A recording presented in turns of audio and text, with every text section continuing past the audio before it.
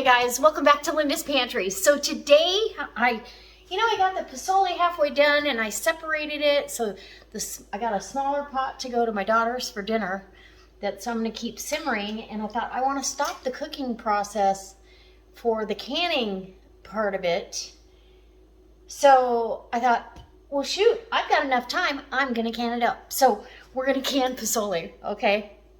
And I promised that I would do this, so I'm going to bring you in. This is going to be quick and sweet because this is already done. If you want to know how to make the pozole, it's in my last video, and it is so delicious. I promise you, I've already tasted it. Well, you'll see. I'm going to have JD do a taste test, so you'll have already seen that. So come on in, and I'm going to show you how we do this. Super easy. Just make sure your pozole is at least 3/4 of the way done to 80% done. The meat is tender. I don't want to overcook it and have it shredded necessarily. I still want it to hold some integrity. So come on in and we'll get to canning up some pozole. Okay, this could not get easier.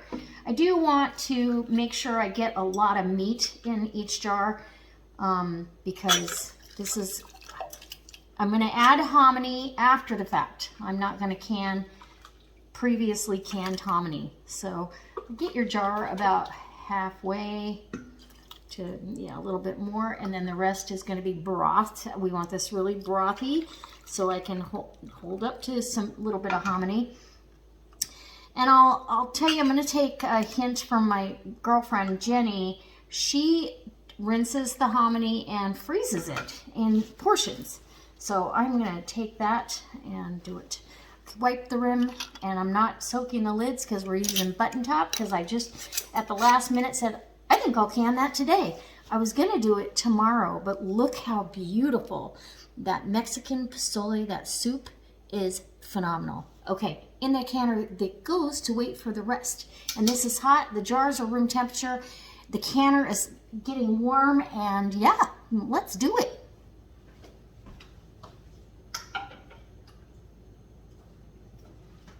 Oh, that's nice. Okay, next jar. I'll do a couple for you just so you don't feel left out. Maybe I'll do all of them since we're not doing a whole lot of prep here. I literally just decided I think I'll do the pozole today instead of waiting. And then I'd have to heat it back up. It'd be after work. All those things. Just do it, right? And you want an inch of headspace. I know I say that in every video. When it's pressure canning, it's an inch of headspace. So that I got a little bit too full. Take it right back out. Let's get a spoon in there and get it out. And if you overfill, what's going to happen is you're not going to get a good seal, because everything in this jar is going to expand, and it needs that headspace room to do so. If you don't give it the room, you're not going to get a seal. Finger tight, in the canner it goes for, to hang out with his buddy. How fast and easy is that? Make a big pot of something for a family meal, and while you're waiting, go ahead and divvy it up and can some for later.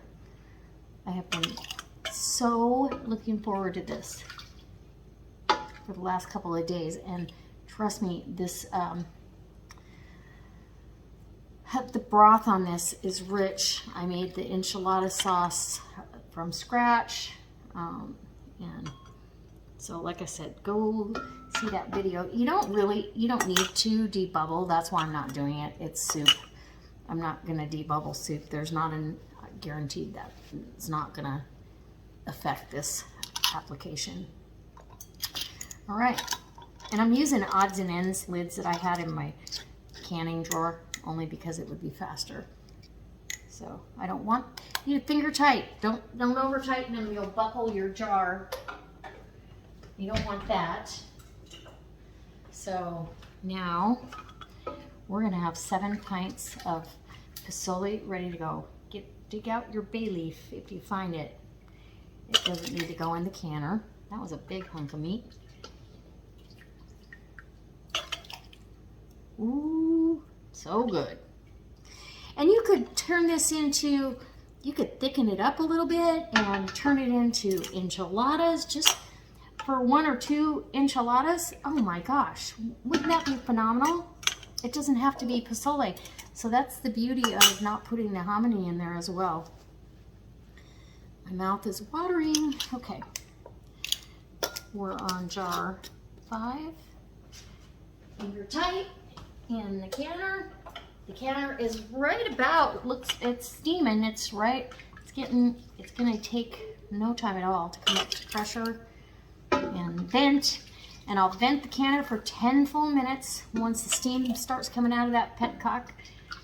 And then, okay, now we can do broth. Yum. I am super excited.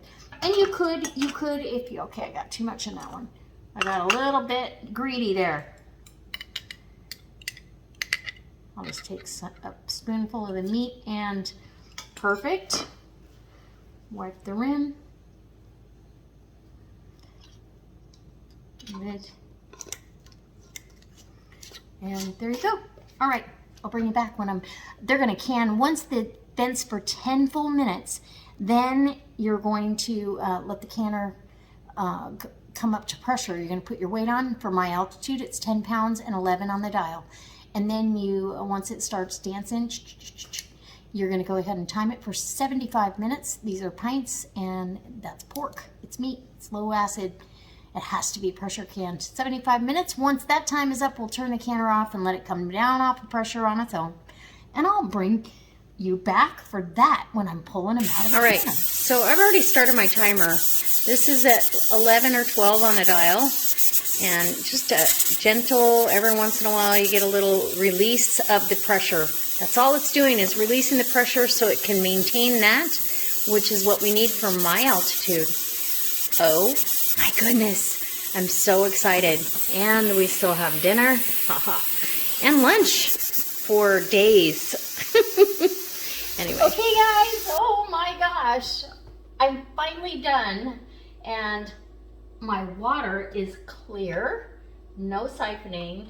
I've let the canner come down off of pressure.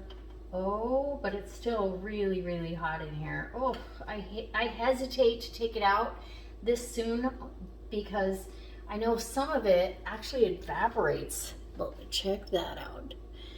Delicious pozole without the hominy in a jar, ready for, and see, nothing on the towel. So there's no residue. The water is clear. Oh, I'm super excited. So this went for 75 minutes in the canner. Beautiful, beautiful. If you had any siphoning, it would be right there. So, and then this pot I'm taking over to my daughter, and I have leftovers for the rest of the week in the refrigerator. I'm super excited. So I have 7 pints of pozole to add hominy to when I want to. And I'm going to show you how I would do that on a small scale, because if I open up a can of hominy, that's not going to work. Not very well anyway. Oh, look at this. Beautiful, beautiful broth and meat, and absolutely delicious. All right, guys, I hope this inspires you to wrap your brain around home canning. Get canning for your family. Put things on the shelf that absolutely are shelf stable, that you made from scratch, that you know you love the flavor profile. And I'm going to show you the water because it's pretty impressive. And you picked out everything that went in the jar, and you're not, you're not putting, look at, still clean cloth. You're not putting cans or byproducts into the landfill. So you're reusing, recycling. These jars are good for so many uses. So here, I'm gonna put you, pause this, and I'll let you see the canner. So there's the canner, still hot, but, and it still has a good inch of water in there and clear as can be. This is the Pozole over here that's going to my daughters. We just have to add the condiments, the cabbage and the radishes. And now here we have our beautiful 7 jars still boiling away. Look at those. Absolutely beautiful. I'm super excited, and I know that you all that follow me love this kind of stuff, and I want to keep bringing it to you. So that's why I'm doing small batch canning. I literally could have double stacked pint jars and done it all at once and been done for a very long time, but I don't want to do that. I want to bring you along for every canning session, and I absolutely love this canner. I'll leave a link down below if you're interested. They've gone up in price, but she's more than paid for herself.